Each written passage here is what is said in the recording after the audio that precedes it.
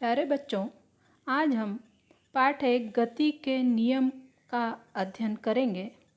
गति के नियम का अध्ययन करने के पहले हमें 2 प्रकार के बलों की जानकारी का होना आवश्यक है।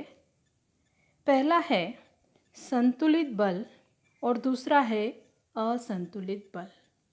जैसा कि नाम से ही हमें स्पष्ट हो रहा है, संतुलित बल यानी बैलेंस्ड फोर्स अर्थात यदि पिंड पर एक ही सरल रेखा में समान परिमाण में परंतु विपरीत दिशा में 2 बल कार्य करते हैं तो उसे संतुलित बल कहते हैं। पिंड पर इस बल का प्रभाव शून्य होता है। दूसरा जो प्रकार है वह है असंतुलित बल यानी इम्बैलेंस्ड फोर्स। यदि पिंड पर केवल एक बल कार्य करता है तो वह बल असंतुलित बल होता है और इसके द्वारा पिंड में त्वरण का निर्माण होता है। संतुलित बल और असंतुलित बल को समझने के लिए हम एक बहुत ही अच्छे उदाहरण को ले सकते हैं। बच्चों, आपने रस्सी खींच का खेल खेला होगा, जिसमें जब दोनों ओर से प्रयुक्त बल समान होता है तब तक रस्सी का मध्य भाग स्थिर रहता है। अर्थात यहाँ दोनों ओर से प्रयुक्त बल समान रहने पर या बल संतुलित रहने के कारण रस्सी का मध्य भाग स्थिर रहता है। परंतु जब एक सिरे द्वारा प्रयुक्त बल बढ़ता है उस समय प्रयुक्त बल असंतुलित हो जाते हैं और परिणामी बल अधिक सिरे की ओर प्रयुक्त होता है और रस्सी का मध्य भाग भी उसी ओर या उसी दिशा में सरकता है। इस प्रकार यदि किसी पिंड पर कोई भी बाह्य असंतुलित बल कार्यरत नहीं होता तो उसकी विराम अवस्था अथवा सरल रेखा में एक समान गति में वह कंटिन्यू अपनी गति को सातत्य रखता है। इसके बाद हम आते हैं जड़त्व पर। जड़त्व का अध्ययन करना भी हमें आवश्यक है, क्योंकि गति का जो पहला नियम है वह जड़त्व पर ही आधारित है। जड़त्व का अर्थ होता है किसी पिंड द्वारा अपनी स्थिर अवस्था अथवा गतिशील अवस्था में परिवर्तन का विरोध करने की प्रवृत्ति। यह पिंड में पाए जाने वाला एक सहज गुणधर्म है जिसमें वह अपनी अवस्था परिवर्तित न करने का विरोध करता है। इसी आधार पर जड़त्व के 3 प्रकार होते हैं। पहला जो प्रकार है वह है स्थिर अवस्था का जड़त्व। स्थिर अवस्था का जड़त्व अर्थात या विराम अवस्था का जड़त्व अर्थात पिंड का वह सहज गुणधर्म जिसके कारण पिंड अपनी स्थिर अवस्था को परिवर्तित नहीं करता। उदाहरण, यदि किसी हम दरी को झटकते हैं या डंडे से पीटते हैं तो दरी गतिशील हो जाती है, परंतु उसमें अटके हुए धूल के कण अपनी विराम अवस्था के जड़त्व के कारण अपने स्थान पर ही बने रहते हैं और उसके कारण वे दरी से अलग हो जाते हैं। इसी प्रकार इसका एक और उदाहरण है, जब कोई खड़ी हुई बस अचानक गतिशील हो जाती है तब उसमें बैठे हुए यात्री विराम अवस्था के जड़त्व के कारण पीछे की ओर झुक जाते हैं। दूसरा जो प्रकार है वह है गति का जड़त्व। गति का जड़त्व अर्थात पिंड का वह सहज गुणधर्म जिसके कारण वह अपनी गति की अवस्था परिवर्तित नहीं करता अथवा उसका विरोध करता है, उसे पिंड का गति का जड़त्व कहते हैं। इसका सबसे अच्छा उदाहरण हम अपने घरों में दैनिक जीवन में रोजाना देखते हैं कि यदि विद्युत धारा से चलने वाला जो पंखा होता है उसका यदि स्विच ऑफ भी कर दिया जाता है, विद्युत प्रवाह बंद भी कर दिया जाता है, तब भी वह हमें थोड़ी देर तक घूमता हुआ दिखाई देता है। उसका वही कारण है कि आंतरिक घर्षण तथा हवा के साथ घर्षण होने के कारण कुछ समय बाद ही इनका घूमना बंद होता है। अर्थात वह अपनी गति की अवस्था का विरोध करता है, इसलिए स्विच ऑफ होने के बाद भी पंखा थोड़ी देर तक हमें घूमता हुआ दिखाई देता है। तीसरा जो प्रकार है वह है दिशा का जड़त्व अर्थात वह सहज गुणधर्म जिसके कारण पिंड अपनी गति की दिशा को परिवर्तित नहीं करता। जैसे चाकू पर धार लगाते समय निकलने वाली चिंगारियाँ घूमते हुए वृत्तीय पहिए की स्पर्श रेखा की दिशा में उड़ती हुई दिखाई देती है। या फिर एक और सबसे अच्छा रोज़ हम आजकल बारिश के मौसम में देख सकते हैं कि जब किसी वाहन के पहिए कीचड़ में से गुजरते हैं तब पहिए से चिपके हुए कीचड़ के टुकड़े स्पर्श रेखा की दिशा में गति करते हैं और इसीलिए वाहनों के पहियों पर मडगार्ड लगाए जाते हैं।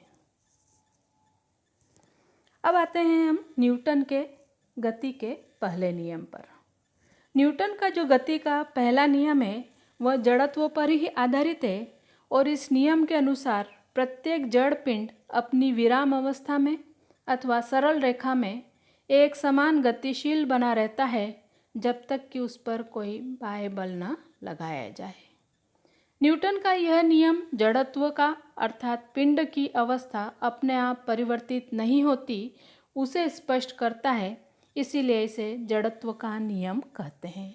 जैसे कि मैं उदाहरण आपको पहले ही समझा चुकी हूँ, न्यूटन के गति के पहले नियम के भी जो उदाहरण हैं वह सभी जड़त्व के ही उदाहरण हैं कि बस का अचानक गतिशील होना, और जब अचानक गतिशील होती है तो उसमें बैठे हुए यात्री विराम अवस्था के कारण पीछे की ओर झुक जाते हैं। दूसरा है विद्युत प्रवाह बंद होने के बाद भी पंखे का घूमना, अर्थात वहाँ पर हमें कौन सा जड़त्व दिखाई देता है? गति का जड़त्व। गति की अवस्था का वो क्या करता है? विरोध करता है, इसलिए स्विच ऑफ होने के बाद भी हमें पंखा थोड़ी देर तक घूमता हुआ दिखाई देता है। तीसरा है टहनी हिलाने पर वृक्ष से फलों का नीचे गिरना। आदि दैनिक जीवन में हमें कई सारे उदाहरण जड़त्व के देखने को मिलते हैं। अब आते हैं हम गति के दूसरे नियम पर। गति के दूसरे नियम को संवेग परिवर्तन का नियम भी कहा जाता है। अब संवेग क्या होता है? दूसरे नियम को समझने के लिए पहले हमें संवेग समझना आवश्यक है। संवेग का मतलब होता है जब एक पिंड दूसरे पिंड पर आघात करता है या टक्कर करता है तब उसका जो परिणाम होता है वो उसके द्रव्यमान और वेग दोनों पर निर्भर करता है। और द्रव्यमान और वेग इसी के गुणनफल को न्यूटन ने संवेग नाम दिया है। इसे P अक्षर के द्वारा प्रदर्शित किया जाता है। अर्थात संवेग की परिभाषा हम इस प्रकार से भी बोल सकते हैं कि पिंड के वेग और द्रव्यमान के गुणनफल को संवेग कहते हैं। यह एक सदिश राशि है। संवेग का सूत्र होता है P बराबर m इंटू V, अर्थात यहाँ m जो है वह है पिंड का द्रव्यमान और V पिंड का वेग होता है। न्यूटन के दूसरे नियम के अनुसार संवेग परिवर्तन की दर प्रयुक्त बल के समानुपाती होती है और संवेग का परिवर्तन बल की दिशा में होता है। अब हम ये मान के चलते हैं कि माना कोई पिंड है और उसका द्रव्यमान m है और उसका प्रारंभिक वेग u है और गति की दिशा में F बल प्रयुक्त करने से t समय के पश्चात उस पिंड का वेग v हो जाता है। तो पिंड का प्रारंभिक वेग हम यहाँ पर मान लेते हैं m इंटू यू। t समय के पश्चात उसका अंतिम वेग हो जाता है m इंटू वी। तो संवेग परिवर्तन की दर बराबर संवेग में होने वाला परिवर्तन बटे समय, अर्थात संवेग परिवर्तन की दर बराबर mv minus mu upon t। यहाँ पर mv जो है वह पिंड का अंतिम संवेग है और mu पिंड का प्रारंभिक संवेग है, t समय है। अब इस सूत्र को यदि हम रीअरेंज करते हैं तो P बराबर m into v minus u upon t. v minus u upon t बराबर a, जो कि हम पहले ही पढ़ चुके हैं, जो त्वरण के सूत्र को दर्शाता है, इसलिए v minus u upon T की जगह हम a भी लिख सकते हैं। इसलिए अंत में हमारा जो सूत्र होता है वो हो जाता है m इंटू a, अर्थात गति के दूसरे नियम के अनुसार संवेग परिवर्तन की दर प्रयुक्त बल के समानुपाती होती है, अर्थात F बराबर m इंटू ए। अब आते हैं हम गति के तीसरे नियम पर। गति का जो तीसरा नियम है वह है अन्योन्य क्रिया का नियम या परस्पर क्रिया का नियम। यहाँ पर हमेशा दो बल एक दूसरे के ऊपर कार्य करते हैं, अर्थात एक्शन और रिएक्शन हमें साथ साथ दिखाई देती है। इस नियम के अनुसार जब एक पिंड दूसरे पिंड पर बल प्रयुक्त करता है तब दूसरा पिंड भी पहले पिंड पर बल प्रयुक्त करता है और ये बल समान और विपरीत होते हैं। इनमें से एक बल को क्रिया अर्थात एक्शन और दूसरे बल को प्रतिक्रिया अर्थात रिएक्शन फोर्सेस कहते हैं। ये बल हमेशा जोड़ियों में ही पाए जाते हैं, अर्थात इनका कभी भी स्वतंत्र अस्तित्व नहीं होता कि एक ही तरफ से कोई बल लगाया गया है और दूसरी तरफ से हमें अपने आप उसका कोई रिएक्शन मिले। दोनों तरफ से ही समान प्रतिक्रियाएं हमें दिखाई देती है। क्रिया और प्रतिक्रिया बल अलग अलग पिंडों पर प्रयुक्त होते हैं। उदाहरण इसका सबसे अच्छा है कि जब क्रिकेट खेलते हैं तो बल्ले द्वारा गेंद को मारते समय बल्ले की गति कम हो जाती है। दूसरा है बंदूक से गोली दागते समय बंदूक का पीछे की ओर सरक जाना। क्यों सरक जाती है? क्योंकि बंदूक द्वारा गोली दागने पर उसका वेग अत्यधिक होता है, परिणाम स्वरूप हमें पीछे की ओर उसमें झटका महसूस होता है। तीसरा है रॉकेट का प्रक्षेपण।